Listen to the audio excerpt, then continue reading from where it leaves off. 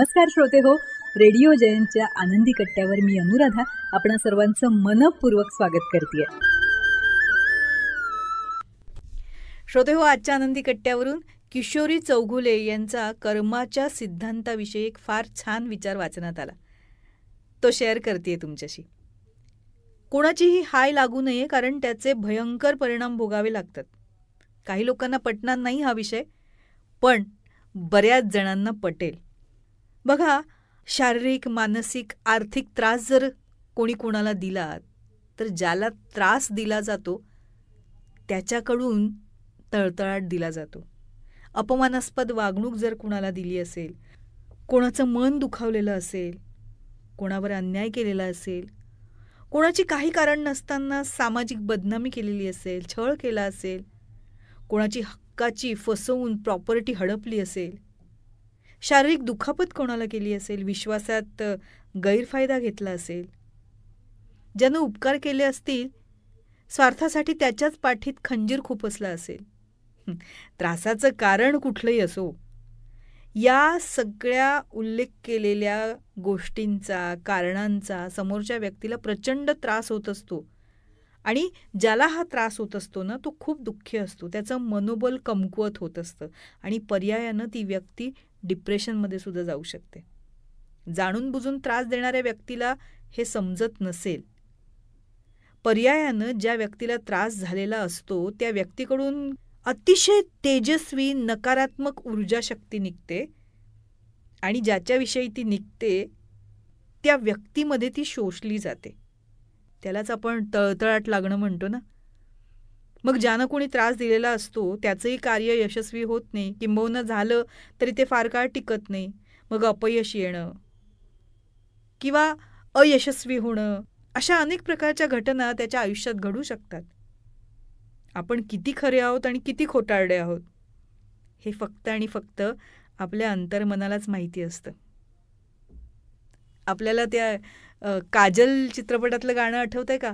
तोरा मन दर्पण कहलाय, भले बुरे सारे कर्मों को मन ही याद दिलाय. आपलं मन हे आरशासारखं असतं. आपण जसे असतो ना, तसं मनाला माहिती असतं.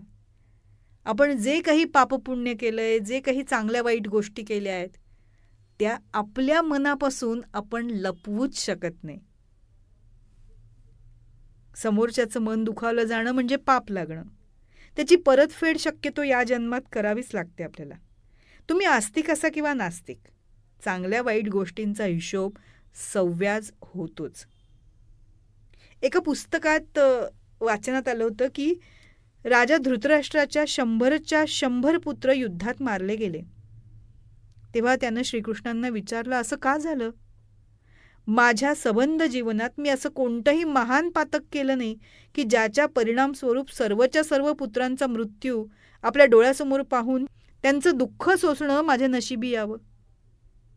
तेव्हा भगवान श्रीकृष्णानं धृतराष्ट्र राजाला आपलं पूर्वजन्म बघण्याची दिव्य दृष्टी दिली.